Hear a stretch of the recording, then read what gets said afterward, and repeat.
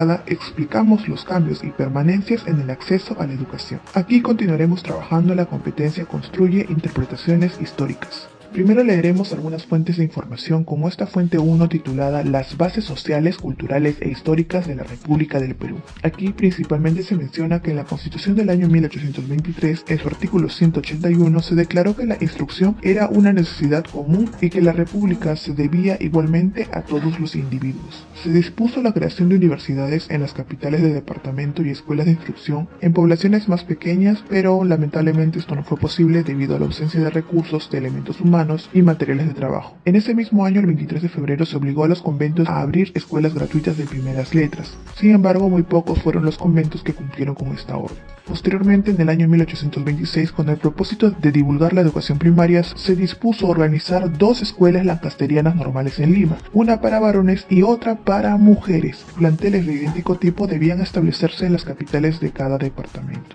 Y es importante también recordar que estas directivas se cumplieron en parte. Sobre esta fuente es importante identificar primero el autor, que lo encontramos en la parte inferior. Es Basadre Jorge. Publicó este texto en el año 1961 titulado Historia de la República del Perú. Esto que hemos leído solamente corresponde a las páginas 192 y 193. Podríamos responder también el tema de este texto, tomando en cuenta siempre las palabras clave. En esta ocasión vemos que se repiten las fechas y los términos de instrucción, educación primaria o semejante a escuela. Por lo tanto, podríamos decir que este texto trata acerca de la escuela primaria durante los primeros años de la República, ya que estamos hablando de los años 1823 a 1826, los primeros 5 años después de la independencia. Tomando en cuenta que se mencionan varias disposiciones que no fueron llevadas a cabo en su totalidad, podríamos decir que la idea principal es que durante los primeros años de la República se establecieron disposiciones para implementar la escuela primaria, pero algunas no se cumplieron. Ahora leamos la fuente 2, titulada La expansión educativa y la segregación por la calidad. Aquí se menciona precisamente la expansión de la educación básica popular, que se inició durante el gobierno civilista de José Pardo a comienzos del siglo XX. Esto ocurrió por dos motivos. Primero, gracias al crecimiento económico y también el cambio de percepción sobre la población indígena, ya que dejaron de considerarla una carga pesada y la incluyeron en ese proceso tal y como se había ideado en los primeros años de la República. También aquí se menciona el propósito de la educación indígena de aquellos años. Por medio de esta educación, los indígenas debían convertirse en mano de obra calificada para las distintas industrias, pues se pensaba que solo el trabajo podía salvarlos de la pobreza. Finalmente, en los años 1930 se declaró la gratuidad de la educación primaria en los establecimientos públicos y en 1940 sucedió lo mismo con la secundaria y 3 décadas después, es decir, en 1970, la educación universitaria fue gratuita. Finalmente tenemos la fuente 3 titulada La lucha contra la discriminación de la enseñanza actual. En el mundo, la Convención relativa a la lucha contra las discriminaciones en la esfera de la enseñanza incluye la noción de que la educación no es un lujo sino un derecho.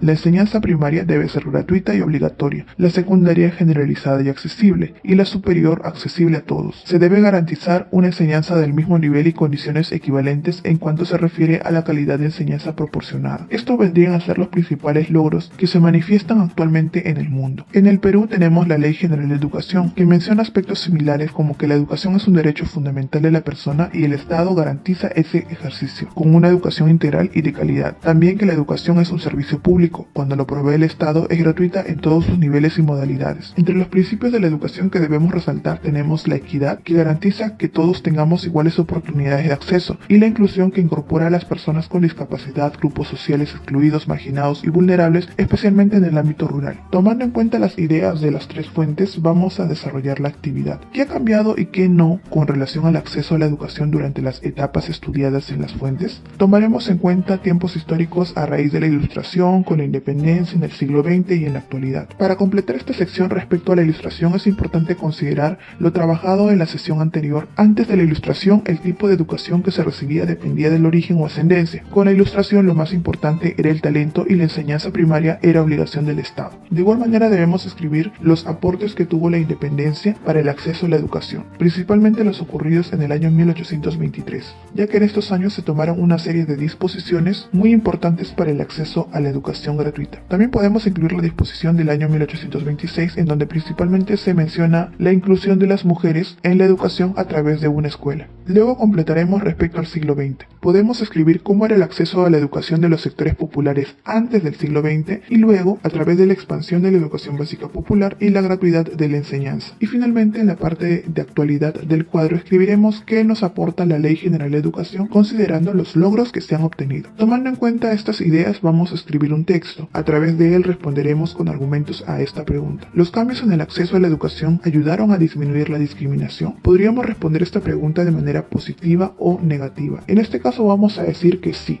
es decir, tendremos una postura a favor. ¿Por qué pensamos que los cambios en el acceso a la educación sí ayudaron a disminuir la discriminación? La primera razón sería que a través de la ilustración se aprendió a valorar más el talento antes que la ascendencia, color de piel u origen. La segunda razón es que en los primeros años de la República se incluyó a las niñas en la educación, con lo cual podríamos decir que se disminuyó la discriminación de género. También que al expandirse la educación básica en los sectores populares se les dio mayor importancia y valoración. Tomando en cuenta nuestra postura y argumentos, vamos a escribir el texto. El título será la misma pregunta y he colocado aquí una pequeña introducción antes de nuestra postura. La discriminación o trato desigual hacia una persona o colectividad por motivos raciales, de género, color de piel, etc.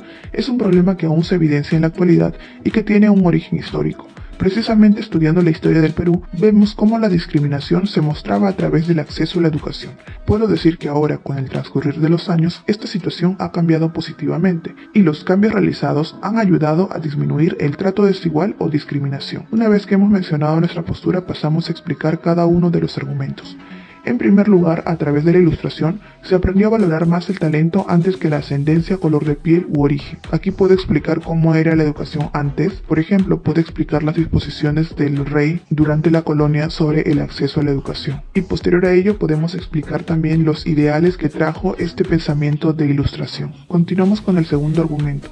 Asimismo, en los primeros años de la República se incluyó a las niñas en la educación. Aquí podemos usar una cita textual tomando en cuenta el texto del autor Jorge Basadre, en donde se menciona principalmente la creación de las escuelas para mujeres. Podemos escribirlo con nuestras propias palabras o tomarlo tal cual como está en el texto. Podemos luego explicar esta cita textual y luego la comparación que había en la época colonial. Y aquí podríamos explicar cómo era la educación colonial para las mujeres. Por otro lado, en el siglo XX, al expandirse la educación básica en los sectores populares, se les dio mayor importancia y valoración. De igual manera, podemos explicar esta idea tomando en cuenta lo leído en esta fuente 2. Le añadí un párrafo más relacionado con la actualidad. En la actualidad, la UNESCO y la Ley General de Educación coinciden en que la educación debe ser equitativa. Esta última menciona en su artículo 8, puedo copiar parte del artículo 8 que hace relación a la educación equitativa, y eso lo colocamos entre comillas. Luego pasamos a explicar. Terminaremos con una conclusión en donde debemos reiterar nuestra postura. Recuerda que nuestra opinión principal o postura es que los cambios realizados han ayudado a disminuir el trato desigual o discriminación.